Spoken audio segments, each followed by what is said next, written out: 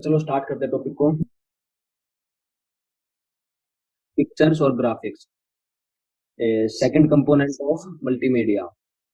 Text के बाद जो पिक्चर का नंबर आता है, पिक्चर या फिर ग्राफिक्स कंपोनेंट के लिए क्या क्या, पहली बात तो होता क्या है, तो कंपोनेंट पढ़ेंगे इस आज की क्लास में।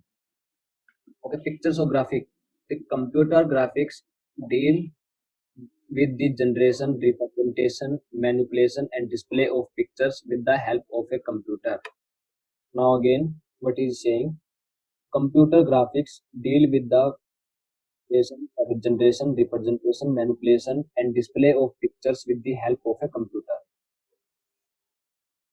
Graphic is an important component of multimedia by which we can illustrate information in video form. For example, to educate children with the help of multimedia, we can make illustrations more descriptive. Okay, सबसे पहले pictures और graphic में क्या difference है मैं पहले ही समझा चुका हूँ। ये पिक्चर्स होती है रियल लाइफ एंटिटीज को कैप्चर करना, ग्राफिक्स होता है वर्चुअली इमेजेस को फॉर्म करना। अब यहाँ पे बात की जा रही है ग्राफिक्स की कि ग्राफिक्स का क्या यूज है मल्टीमीडिया में। तो जी ग्राफिक्स का यूज है एनिमेशन के लिए।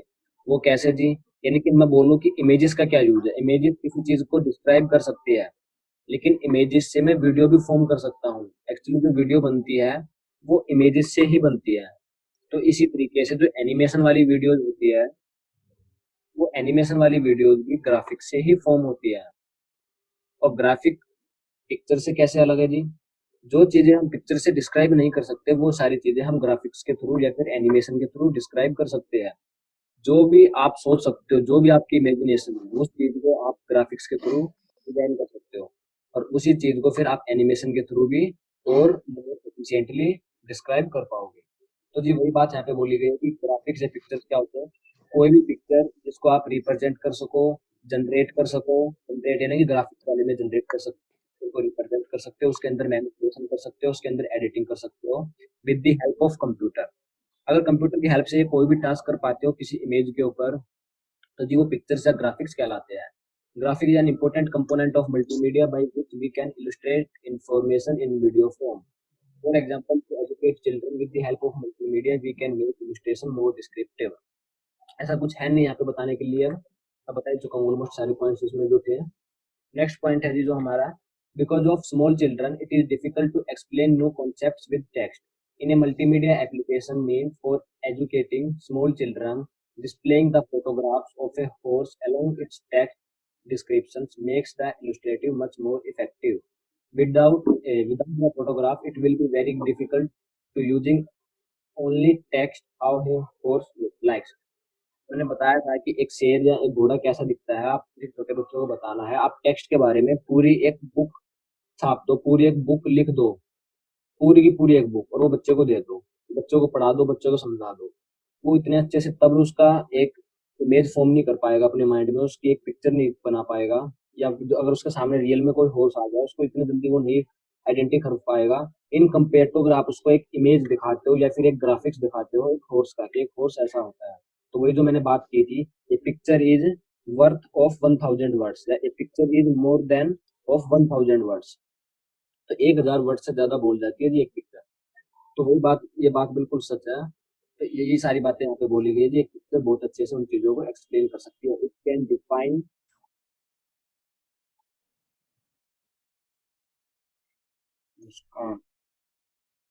Okay, so photograph it will be very difficult to explain using only text how your horse looks like. वही सारी बातें हैं जो मैंने आपको बताई।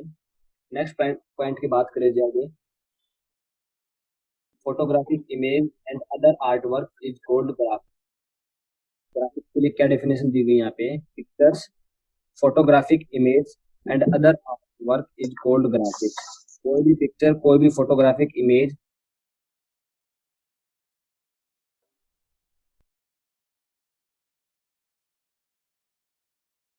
कोई भी पिक्चर, फोटोग्राफिक इमेज या फिर आर्ट वर्क को हम ग्राफिक्स कह सकते हैं, क्योंकि हम पिक्चर के अंदर अगर एडिटिंग कर ली उसको हम ग्राफिक्स बना सकते हैं। कोई भी फोटोग्राफिक इमेज है उसमें तो हम एडिटिंग कर लेते हैं। या फिर कोई आर्ट वर्क है जो कि पिक्चर हमने खुद ही जनरेट की है, कोई रियल लाइफ में वो पिक्चर है ही नहीं, तो कोई आर्ट वर्क वाली पिक्चर या इमेज हमने जनरेट की है, वो तो प्योरली ग्राफिक है ही, वो तो प्योर ग्राफिक है। तो जी इन सारी चीजों को हम ग्राफिक्स कह सकते हैं। नेक्स्टली बात करते हैं ग्राफिक के टाइप्स के। तो there are two types of computer graphics. First one is line drawing and second one is images. Now what is line drawing and what is images? Let's read one by one. Number one is line drawing. These are drawings and illustrations in the form of 2D, two-dimensional and three-dimensional pictures from mathematical representations of simple objects like line, circle, arcs, etc. Okay, इसको छोड़ते हैं। सबसे पहले ना हम एक word समझते हैं जी, वेक्टर ड्राइंग्स क्या होती है। जो हमने पढ़ा उसको छोड़ो, मैं बोलता हूँ वेक्टर ड्राइंग क्या होती है। वेक्टर ड्राइंग होती है जो हम आर्क से या फिर लाइन से या फिर किसी शेप से कोई इमेज को बनाते हैं, उसको हम बोलते हैं वेक्टर ड्राइंग। जैसे कि अभी मैंने एक ड्राइंग बना रहा हूँ मैं लाइन की हेल्प से। ये देखो मैंने एक लाइन की हेल्प से मैंने कुछ ड्राइंग बनाई, कुछ भी मान लो इसको, जो भी मान सकते हो। ड्राइंग तो मेरी वैसे ही खराब है। तो जी ये होगी एक वेक्टर ड्राइंग, यानी कि जो आप मैथमेटिकल कैलकुलेशंस के हिसाब से, मैथमेटिकल इक्वेशंस के हिसाब से अगर कोई ड्राइंग फॉर्म करते हो, आर्क से, इक्वेशन से, लाइन से, जो भी आपने इमेज फॉर्म किया उस इमेज को हम वेक्टर इमेजेस बोल सकते हैं। तो जी जो मैथमेटिकल इक्वेशंस की हेल्प से बनती है ना इमेजेस, उनको हम वेक्टर इमेजेस बोलते हैं। एक और अच्छा एग्जांपल लेते हैं जी। फॉर एग्जांपल मुझे एक अल्फाबेट बनाना है बी। लेट्स सपोज मुझे अल्फाबेट बनाना है बी, मुझे पता है बी मेरा अल्फाबेट ऐसा बनेगा। लेकिन ये अगर एक सिंपल इमेज होगी और इस बी को अगर मैं जूम करूंगा तो इसके पिक्सल्स फटने लग जाएंगे। जो ये इमेज होगी बी, एक मैंने बी बनाया है तो इसके पिक्सल्स फटने लग जाएंगे। लेकिन अगर इसी बी वाली इमेज को मैं वेक्टर ड्राइंग से बनाऊंगा तब इसके पिक्सल्स नहीं फटेंगे जल्दी से। उसका रीजन क्या है? वेक्टर ड्राइंग में क्या होगा, मैं बोलूंगा अगर किसी लाइन की एक्स रेशियो है तो मैं बोलूंगा उसमें जो फर्स्ट आर्क होगी वो उसके डायमीटर की हाफ सेमी सर्कल बनेगा। जो नेक्स्ट सेमी सर्कल बनेगा वो उसके हाफ डायमीटर के, यानी उसके जो हाफ जो डायमीटर है उसका रेडियस का हाफ सेमी सर्कल बनेगा। और लास्ट में थोड़ी 2 सेंटीमीटर या फिर 1/4 पार्ट जाएगा। तो ये मैंने मैथमेटिकल कैलकुलेशन से बी की शेप बना ली। इसको बोलते हैं जी वेक्टर ड्राइंग। अब मैं अगर इसका साइज जूम करूंगा ना, तो अब ये एक्स मान लो कि 2 सेंटीमीटर है। नेक्स्ट टाइम एक्स की वैल्यू क्या कर देगा, जूम करने के बाद 4 सेंटीमीटर कर देगा, तो एक्स की वैल्यू 4 कर देगा। अब फिर इक्वेशन क्या थी, आर्क कितने पे बनेगा, रेडियस पे, यानी कि हाफ पे, तो डायमीटर के हाफ पे वो फिर से यहाँ पे बनाएगा और फिर से नेक्स्ट हाफ यहाँ पे बनाएगा। तो बी फिर से फॉर्म हो जाएगा। नेक्स्ट टाइम अगर हम बी कंप्लीट बनाते हैं जी, लेट्स सपोज एक्स है जी 16 सेंटीमीटर का, तो 16 सेंटीमीटर की लाइन ड्रॉ हो जाएगी जैसे ही हम जूम करेंगे। और जो इक्वेशन क्या थी, इक्वेशन थी सेमी सर्कल बनाना उसके रेडियस पे, तो जो उसके रेडियस पे सेमी सर्कल बन जाएगा और नेक्स्ट सेमी सर्कल फिर से उसके रेडियस पे बन जाएगा और ये देखो जी बी बन जाएगा। तो अब इसमें ना इमेज जूम नहीं हो रही एक्चुअली, में इमेज रिक्रिएट हो रही है बार बार जूम करने पर भी, क्योंकि वेक्टर ड्राइंग है ये। इसमें हमने मैथमेटिकल इक्वेशंस की हेल्प से एक इमेज को फॉर्म कर लिया, तो अब इमेजेस के ग्राफिक्स नहीं फटेंगे, इसलिए हम इनको बोलते हैं वेक्टर ड्राइंग्स। तो यहाँ पे जो लाइन ड्राइंग की बात की गई है ना, यहाँ पे ये लाइन ड्राइंग्स, ये लाइन ड्राइंग एक्चुअली में वेक्टर ड्राइंग ही है। उसको आप ब्रैकेट में बेसिक से लिख लेना, line drawing slash vector drawing, इनको हम वेक्टर ड्राइंग बोलते हैं। तो वेक्टर ड्राइंग का यही सबसे मेन एडवांटेज है, that these images will not be terminated, the pixels were not be damaged by zooming the image या वेक्टर ड्राइंग। तो जी वेक्टर ड्राइंग क्या होती है, मैथमेटिकल इक्वेशन से आर्क से, लाइन से जो पिक्चर या जो इमेज फॉर्म की जाए उसे वेक्टर इमेज या फिर लाइन ड्राइंग कहते हैं। अब जी लाइन ड्राइंग भी टू टाइप्स की होती है, एक होती है 2D और एक होता है 3D पिक्चर्स की। जी can anyone tell me what is 2D picture और व्हाट इज 3D पिक्चर्स? हम बोलते हैं कि 3D पिक्चर्स डाउनलोड कर लो, 3D देख के आएगी, ये मूवी आई 3D में देख के आएगी। 3D का मीनिंग क्या होता है एक्चुअली में?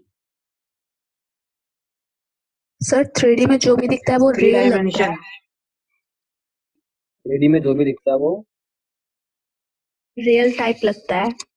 रियल टाइप लगता है। ओके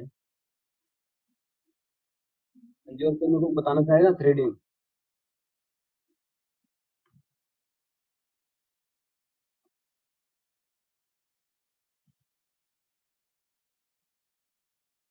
एक्चुअली में देखो, मैं अगर बात करूँ ना एक इमेज की, एक स्क्रीन पे जो एक इमेज होती है उसके जो डायमेंशंस होते हैं, दो डायमेंशंस होते हैं, एक एक्स एक्सिस, एक वाई एक्सिस।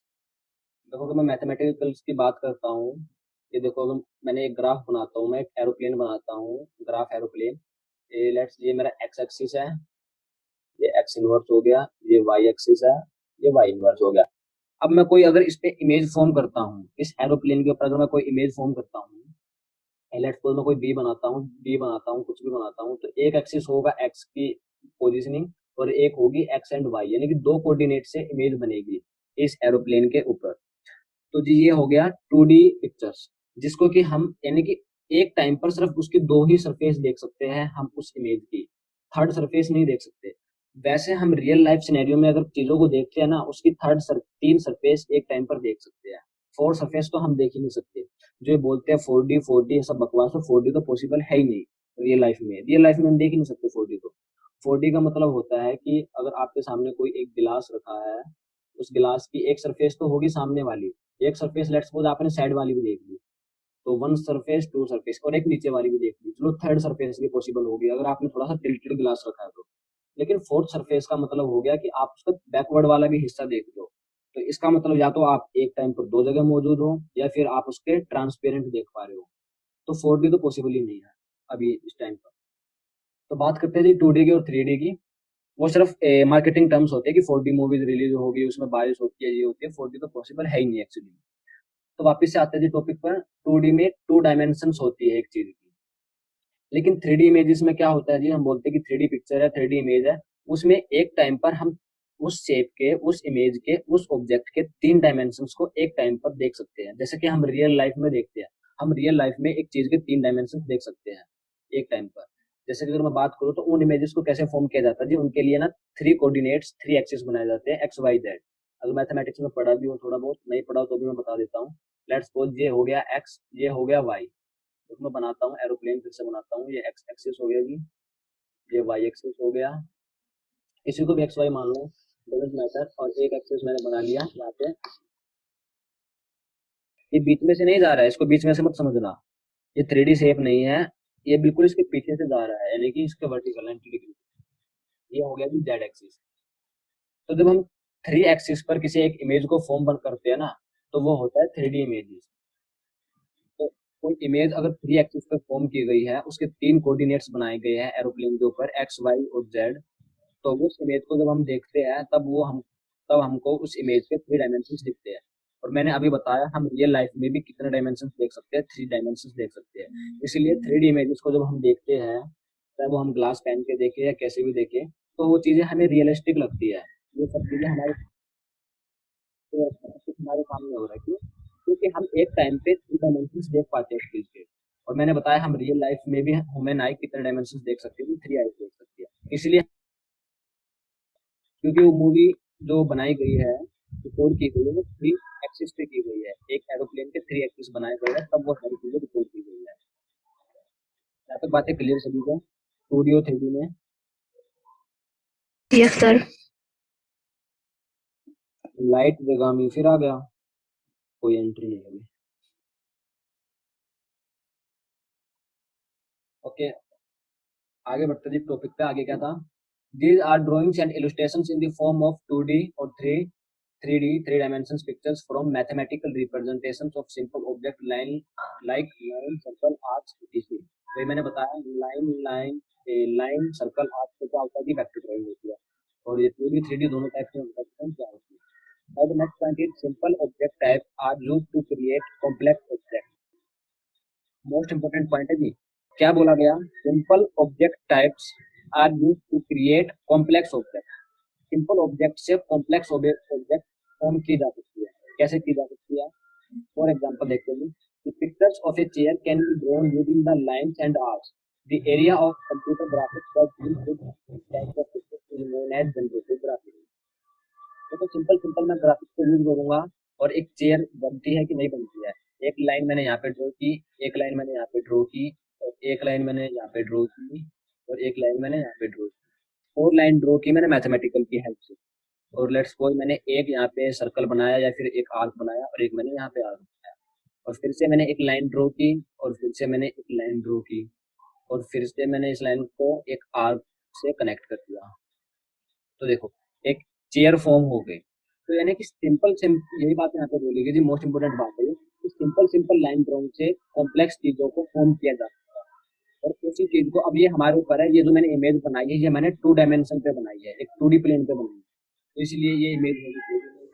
अगर किसी इमेज को 3 डायमेंशनली बनाया जाएगा, 3 डायमेंशन एरोप्लेन को करूंगा, तो जी ये इमेज मेरी कहलाएगी 3D इमेज। तो जी इसी को बोलते हैं वेक्टर ड्राइंग, लाइन ड्राइंग। तो यानी कि मैथमेटिकल इक्वेशंस की हेल्प से जिन लाइन, आर्क्स, सर्कल्स की हेल्प से कोई इमेज को, ऑब्जेक्ट को फॉर्म किया जाए एक एरोप्लेन के ऊपर, उन ड्राइंग्स को हम वेक्टर ड्राइंग या फिर लाइन ड्राइंग कहते हैं। और in small small simple simple चीजों से काफी कॉम्प्लेक्स कॉम्प्लेक्स चीजें बनाई जाती हैं। यहाँ तक बातें क्लियर सभी को? Yes sir. Okay, let's move on further. Next point, generate. Last point हो रह गया उसमें।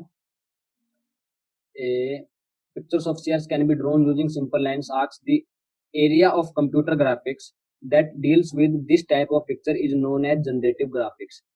कंप्यूटर जो इस टाइप के ग्राफिक्स के साथ डीलिंग करता है ना, उसको जनरेटिव ग्राफिक्स कहते हैं। फिल्म जो इस टाइप के ग्राफिक्स होते हैं, जो लाइंस, आर्क्स वगैरह से करते हैं, और कंप्यूटर इनको जो हैंडल करता है, उस ग्राफिक एरिया को हम जनरेटिव ग्राफिक्स कहते हैं। ये सिर्फ नाम के लिए याद रख लेना, कुछ ज्यादा इंपॉर्टेंट नहीं है एग्जाम पॉइंट ऑफ व्यू से। जनरेटिव ग्राफिक्स सब बस एक माइंड में रख लेना कि हाँ जनरेटिव ग्राफिक्स कुछ होता है। ओके, नेक्स्ट पॉइंट है जी, generative graphics is extensively used in creating illustrative diagram. Application of generative graphics is computer aided design and computer aided manufacturing. इन्हीं जनरेटिव ग्राफिक्स की हेल्प से ही हम कोई भी इलस्ट्रेशंस को इलस्ट्रेट या फिर एक्सप्रेस कर सकते हैं, किसी भी इमेजिनेशन को, इसी जनरेटिव ग्राफिक्स की हेल्प से। सबसे बड़ा एग्जांपल अगर मैं जनरेटिव ग्राफिक्स का दूं तो जी वो है कैड। आपने सुना भी होगा ऑटो कैड। अगर किसी ने सुना है तो अच्छी बात है, नहीं सुना तो मैं बता देता हूँ। ऑटो कैड एक सॉफ्टवेयर है जो कि 2D 3D एनिमेशन पिक्चर्स के लिए, 2D 3D movies, 2D 3D cartoons को बनाने के लिए यूज किया जाता है ऑटो कैड। तो ऑटो कैड जो एक सॉफ्टवेयर है जी, वो सबसे बेस्ट एग्जांपल है जनरेटिव ग्राफिक्स का। तो जनरेटिव ग्राफिक्स वो एरिया है ग्राफिक साइंस का, ग्राफिक या कंप्यूटर साइंस का, जिसमें कि हम इसी टाइप की लाइन वेक्टर ड्राइंग के साथ खेलते हैं, चीजें बनाते हैं, वर्क करते हैं। तो इसी चीज को बोलते हैं जी जनरेटिव ग्राफिक्स। और सबसे अच्छा एग्जांपल है ऑटो कैड का। उसके बाद क्या, काफी फेमस सॉफ्टवेयर है जी ऑटो कैड का, तो सुना भी होगा बहुत। इनफैक्ट DICS में भी कराया जाता है ऑटो कैड का course. Okay, now move on further. Next जी बात करते हैं इमेजेस की। ग्राफिक्स हमने पढ़ लिया, काफी हमने 2 टाइप्स के ग्राफिक्स पढ़े थे, एक लाइन ड्राइंग, एक इमेजेस। लाइन ड्राइंग तो जी वो होता है जो कि वेक्टर ड्राइंग्स होता है, जो कि हम मैथमेटिकल इक्वेशंस की हेल्प से बनाते हैं, लाइन ड्राइंग्स की हेल्प से बनाते हैं। और इस एरिया को बोलते हैं जनरेटिव ग्राफिक्स। अब बात करते हैं जी इमेजेस की, जो कि सेकंड पार्ट था इसका ग्राफिक टाइप्स का। इमेजेस के बारे में क्या लिखा हुआ जी? Images are defined as visual representation of information. These are graphics and photographs composed of a collection of pixels which are arranged in two-dimensional matrix. The area of computer graphics that deal with this type of pictures is called cognitive graphics. Okay, तो दो तीन बातें निकल के आती हैं यहाँ पे। क्या? सबसे पहली बात तो ये, images are defined as visual representation of information. किसी भी इंफॉर्मेशन का अगर आप विजुअल इन्फॉर्म कर रहे हो उसको, उसको जो हम एक इमेज कह सकते हैं। वो इमेज अब वो एक रियल लाइफ एंटिटी की भी हो सकती है या फिर एक वो ग्राफिक।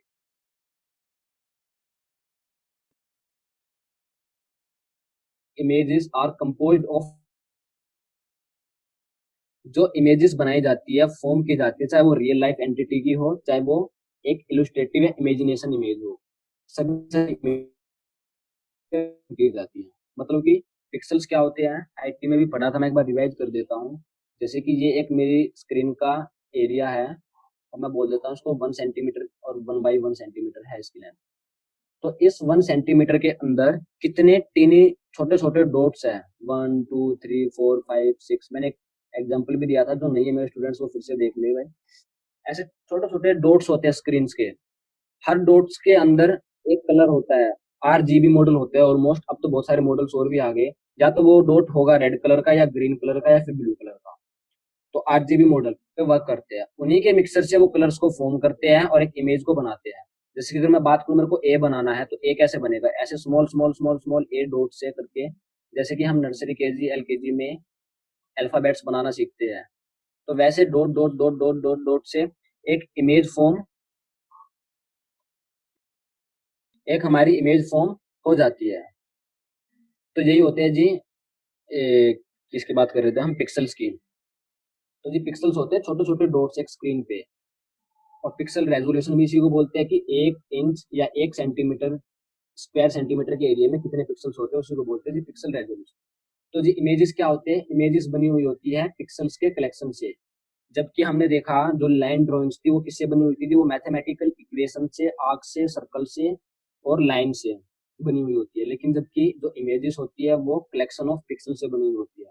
और हमने सीखा था पहले कि जब हम पिक्सल्स को जी जूम करते हैं तो पिक्सल्स फट जाते हैं, लेकिन जो मैथमेटिकल इमेजेस बनाई गई है जो इक्वेशंस की हेल्प से, वो इक्वेशन की वैल्यू चेंज हो जाएगी। अब अगर हम जूम की वैल्यू x इक्वल्स टू 2 है और हम जूम करते हैं x की वैल्यू 16 हो जाएगी, तो बाकी सारी वैल्यूज भी चेंज हो जाएगी, तो इमेज नहीं फटेगी वहां पे, क्योंकि वहां पे लाइन ड्राइंग की हेल्प से की गई है। लेकिन यहाँ पे कलेक्शन ऑफ पिक्सल्स है, तो हम पिक्सल्स को जूम करेंगे तो पिक्सल्स दिखने लग जाएंगे और इमेज फटने लग जाएगी। सो दैट्स द रीजन कि ग्राफिक्स की जो क्वालिटी होती है वो ज्यादा होती है इन कम्पेयर टू इमेजेस। और जैसे हमने देखा वहां पे हम जो डील करता है जो कंप्यूटर का एरिया लाइन ड्राइंग के साथ, उस एरिया को हम क्या बोलते हैं, अभी देखा हमने क्या बोलते हैं हम भाई,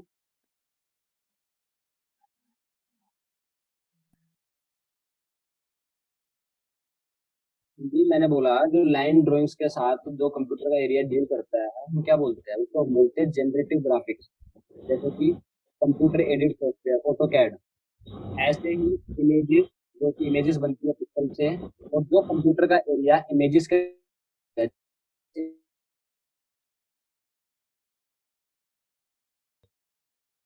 ग्राफिक्स, लाइन ड्राइंग के लिए या फिर वेक्टर ड्राइंग के लिए कौन सा ग्राफिक्स जी, जनरेटिव ग्राफिक्स, लाइन या वेक्टर ड्राइंग के लिए जी generative graphics. Next point ji, cognitive graphics along with image processing techniques is extensively used in applications. For example, an image database containing image of people fingerprints is commonly used nowadays in criminal investigations and identification. Cognitive graphics का जी बात करें तो सबसे ज्यादा high advance में अगर बात करें कहाँ पे यूज हो रहा है जी, ए, क्या बोलते हैं उसे, देखो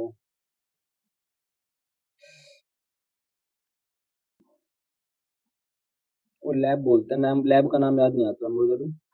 ओके, जब क्रिमिनल एक्टिविटीज होती है तो उनके फिंगरप्रिंट का डेटाबेस स्टोर होता है पहले से। फॉर एग्जांपल अगर मैं बात करता हूँ जी आधार कार्ड डेटाबेस की, आधार कार्ड डेटाबेस के सर्वर पे सभी के फिंगरप्रिंट्स का डेटा स्टोर है, किसकी फिंगरप्रिंट्स का स्ट्रक्चर कैसा है, क्या डेटा है, सारी चीजें वहाँ पे स्टोर है उनके सर्वर पे। अगर किसी क्रिमिनल एक्टिविटी,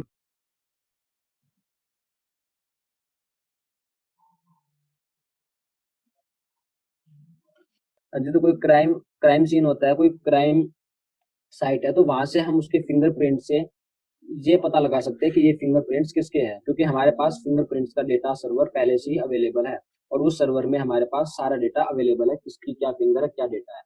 तो इस एरिया को कोग्निटिव ग्राफिक्स में यहाँ पे यूज किया जाता है। मुझे पता है इस पिक्सल की वैल्यू वहाँ पे, एक्चुअली में फिंगरप्रिंट रीडिंग में होता क्या है, फिंगरप्रिंट रीडिंग में कोग्निटिव ग्राफिक्स में होता है, जैसे कि फॉर एग्जांपल ये एक कोई फिंगर है और यहाँ पे उसने फिंगरप्रिंट रखी, तो यहाँ पे फिंगर रखी, यहाँ पे फिंगर, यहाँ पे फिंगर, यहाँ पे, यहाँ पे, तो ग्राफिक्स की हेल्प से ना एक डेटा को, एक पैटर्न को फॉर्म कर लेता है, तो हर ग्राफिक्स में एक वैल्यू स्टोर हो जाती है। एक्चुअली में आपकी फिंगर्स की इमेजेस नहीं है वहाँ पे स्टोर, वहाँ पे पिक्सल्स की वैल्यू स्टोर है, कि जब आपने फिंगर रखी तो कहाँ कहाँ पे क्या क्या वैल्यूज आई, यहाँ पे ज्यादा प्रेशर है, यहाँ पे कम प्रेशर है, यहाँ पे उभरा हुआ भाग है, यहाँ पे दबा हुआ भाग है, तो उन पिक्सल्स की वैल्यू से एक डेटा बन जाता है। तो इस डेटा से पता लग जाता है कि ये जी आपकी फिंगर है। तो इस डेटा के जो एरिया को हम कोग्निटिव ग्राफिक्स बोलते हैं, कि कहाँ पे पिक्सल्स है, उस पिक्सल्स की क्या वैल्यू है, और उन्हीं पिक्सल्स की वैल्यू से फिंगरप्रिंट डेटा सर्वर भी बनता है। यहाँ तक बातें क्लियर सभी को?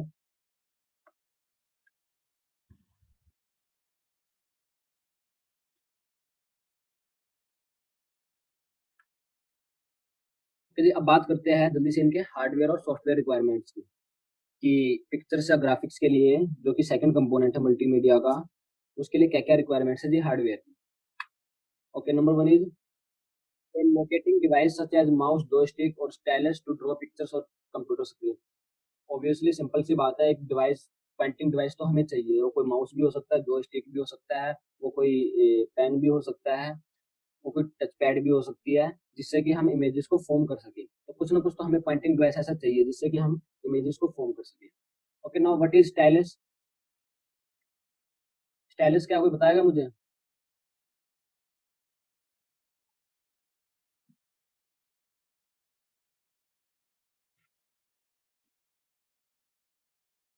स्टाइलस होता है जो आपके फोन के साथ, जो टच स्क्रीन फोन्स के साथ जो पेन आता है ना, उसको स्टाइलस बोलते हैं। अब वो स्टाइलस कुछ भी हो सकता है, वो फोन का भी हो सकता है, वो कंप्यूटर्स का भी हो सकता है।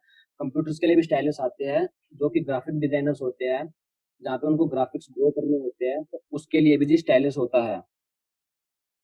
तो स्टाइलस होता है जी टच पेन, जिसकी हेल्प से कि आप स्क्रीन पे ड्रॉ कर सकते हो। अब वो एक फोन के लिए भी हो सकता है और एक सिस्टम के लिए भी हो सकता है।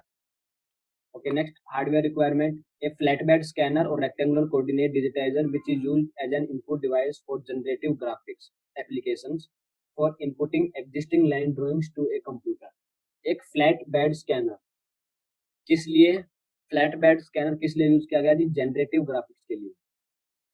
देखो, दो टाइप्स के स्कैनर होते हैं हमारे पास, एक फ्लैट बेड और एक simple scanner.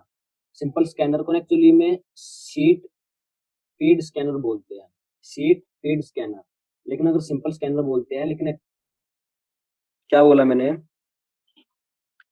Flat bed scanners होते हैं एक टाइम पर जनरली एक पेज को स्कैन करने के लिए। अगर मैं एक सिंपल स्कैनर की बात करूँ तो उसमें मोर देन आप एक पेज से ज्यादा स्कैन कर सकते हो। आपने एक बंडल लगाया, वो वन बाई वन स्कैन कर सकता है कौन? Sheet feed scanner. लेकिन फ्लैट बेड स्कैनर में आपको हर बार मैनुअली चेंज करनी पड़ेगी शीट, पहली बात। दूसरी बात जी, फ्लैट बेड स्कैनर्स में आपने एक शीट रखी, वो एक, जो जिस तरफ उसका गिलास होगा उसी तरफ की सीट पे जो भी लिखा होगा, जो भी ड्राइंग होगा, उसी चीज को स्कैन कर पाएगा। अगर आपको सेकंड साइड वाला भी स्कैन करना तो आपको उसको टर्न करना पड़ेगा पेज को। बट अगर एक सीट फीड स्कैनर है, उसमें आपको पेज टर्न करने की कोई रिक्वायरमेंट नहीं है, वो ऑटोमेटिकली उसको टर्न कर लेगा। ओके, ये तो होगी जो दो डिफरेंस। अब मैं बात करूँ जी इसके मैकेनिज्म के ऊपर, क्या डिफरेंस है दोनों में, जो मेन डिफरेंस है। तो फ्लैट बेड स्कैनर ना मेनली जनरेटिव ग्राफिक्स को स्कैन करने के लिए यूज किया जाता है, मेनली जनरेटिव ग्राफिक्स को। अब जनरेटिव ग्राफिक्स क्या होता है? Vector drawing. हमने देखा था जनरेटिव ग्राफिक्स किस एरिया में होता है? वेक्टर ड्राइंग में। यानी कि जो वेक्टर इमेजेस होती है, जो ग्राफिक्स होते हैं, ग्राफिक्स को स्कैन करने के लिए फ्लैट बेड स्कैनर को यूज किया जाता है। यानी कि जिसमें हमें क्वालिटी ज्यादा चाहिए, जिस स्कैनिंग प्रोसेस में if we need a higher quality in those graphics then we use flat bed scanners. Flat bed scanner graphics के लिए यूज होता था, क्योंकि ग्राफिक्स में हमें क्वालिटी ज्यादा हाई चाहिए होती है। लेकिन जो एक शीट फीड स्कैनर होता है, सिंपल स्कैनर होता है, वो कौन सी ग्राफिक्स के लिए यूज किया जाता है? कोग्निटिव ग्राफिक्स के लिए, जो कि सिंपल इमेजेस होती है। तो यही बात बोलेगी, सेकंड हार्डवेयर रिक्वायरमेंट क्या? Flat bed scanner. आप अगर सिंपल स्कैनर लिख दोगे तब भी कोई बात नहीं है। Next point, scanners for capturing photographs and drawings as digital images. वही मैंने बात किया, दोनों स्कैनर्स होते हैं। नेक्स्ट है ये शीट फीड स्कैनर। ये किस लिए यूज होता है जी? ये यूज होता है कोग्निटिव ग्राफिक्स के लिए, हमने अभी पढ़ा, सिंपल इमेजेस यानी कि cognitive graphics. Next, computer screen for display graphics. Obviously we need also a screen for displaying our images और graphics. Last point, laser printer or plotters for output graphics in hard copy. Obviously, we need a printer or a plotter to export or to print our pictures or graphics in hard copy. Okay, these are hardware requirements. अब बात करते हैं software requirements की। तो software requirements for pictures and graphics is software for painting and drawing. Such packages allow the user to create graphics by using a mouse and modify and enhance graphic image produced using a scanner or screen capture software for better understanding. All these features make this software very useful in a multimedia applications. Now what is he saying? Simply एक हमें किसी भी multimedia project में we need a software, painting software और a drawing software. और ये painting software, drawing software MS paint software से different है। एमएस पेंट में आपको लिमिटेड ऑप्शंस मिलते हैं, उसमें आप एक 2D वेक्टर ड्राइंग जनरेट कर सकते हो, वो भी कुछ लिमिटेशंस के साथ में। लेकिन जो ग्राफिक्स वाले पेंटिंग सॉफ्टवेयर या ड्राइंग सॉफ्टवेयर होते हैं, वो बियॉन्ड द लिमिट्स भी काम करते हैं। उसमें आप 3D इमेजेस को फॉर्म कर सकते हो, वर्चुअलाइजेशंस को आप सपोर्ट कर सकते हो, तो बहुत सारी लिमिट्स को पुश किया जाता है उनमें। तो software for painting and drawings in graphics. Number 2 is software requirement which is screen capture software. Now what is screen capture software? अभी जो प्रेजेंटेशन चल रही है मेरी स्क्रीन पे चल रही है और आप तक वहां तक पहुंच रही है, तो क्या हो रहा है, सबसे पहले तो यहाँ पे कैप्चर हो रही है मेरी स्क्रीन, देन वो डेटा आपके पास सेंड किया जा रहा है, देन वो आपको दिख रही है, तो that is screen capturing software. तो जो जूम है, ये जूम सब स्क्रीन कैप्चरिंग सॉफ्टवेयर भी है। अगर मैं और बात करूं तो हम फोन की स्क्रीन को कैप्चर कर सकते हैं, किसी भी स्क्रीन को हम कैप्चर कर सकते हैं, हम स्क्रीन शॉट लेते हैं, स्क्रीन शॉट भी एक स्क्रीन कैप्चर सॉफ्टवेयर है। हालांकि वो वीडियो में नहीं बनाता, वो एक इमेज वाला सॉफ्टवेयर है, लेकिन स्क्रीन शॉट लेते हैं, वो भी क्या है, एक स्क्रीन कैप्चर सॉफ्टवेयर है, तो जो हमारी स्क्रीन को कैप्चर कर सके। तो जी हमें इमेजेस में, ग्राफिक्स में स्क्रीन कैप्चर सॉफ्टवेयर की भी नीड पड़ती है, तो ऐसा भी सॉफ्टवेयर हमारे पास होना चाहिए। Next point, clip art. Clip art से सभी फैमिलियर हो, पावर पॉइंट में हमने देखा था क्लिप आर्ट क्या होता है। जो प्री डिफाइंड आपको इमेजेस या ग्राफिक्स दे दी जाए किसी भी सॉफ्टवेयर के अंदर, उसको क्लिप आर्ट बोलते हैं। एक प्री डिफाइंड लाइब्रेरी दे दी जाए आपको, जो कि मोस्ट कॉमन ऑफ ग्राफिक्स या फिर इमेजेस होती है, किसी भी प्रोजेक्ट में मोस्ट कॉमन जो कमोडिटीज होती है, ग्राफिक्स होती है, इमेजेस होती है, जो कि हमें बार बार रिक्वायरमेंट होती है फ्रिक्वेंटली, तो सारी क्लिप आर्ट में दे दी जाती है। And the last point, software for high resolution. In a multimedia application, we use very high quality images.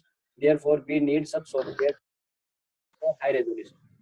जैसे कि मैं बात करता हूँ एडोब फोटोशॉप की, आप किसी और सॉफ्टवेयर से भी इमेजेस को एडिट कर सकते हो, लेकिन एडोब फोटोशॉप या प्रीमियर प्रो या प्रीमियर प्रीमियो और एक है एयरक्राफ्ट, ऐसे जो सॉफ्टवेयर है ये बहुत ज़्यादा इनहेंस है, बहुत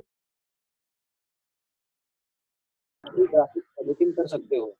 जैसे कि मैंने एडोब फोटोशॉप की क्लास ली थी एक क्लास पहले, तो उसको क्यों सिलेक्ट किया मैंने, तो उसमें जो ग्राफिक एडिटिंग है वो बहुत ज़्यादा प्रीसाइजली और एक्यूरेटली होती है। आप एक फ़ोन से एडिटिंग करना और एक एडोब फोटोशॉप से एडिट करना, और दोनों की क्वालिटी को हमें सॉफ्टवेयर ऐसे चाहिए जो कि हाई रेजोल्यूशन पे काम करते हो। तो यहाँ पे बात क्लियर कर दी। अच्छा